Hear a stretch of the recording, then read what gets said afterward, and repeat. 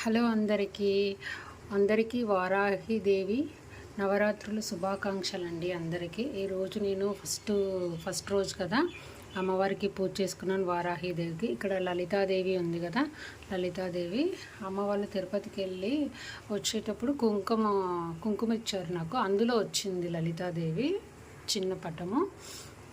అమ్మవారిని బాగా ఇలా అలంకరించుకున్నాను, గాజులతో రెడ్ కలర్ ఫ్లవర్స్తో ఇలా చేసుకున్నాను.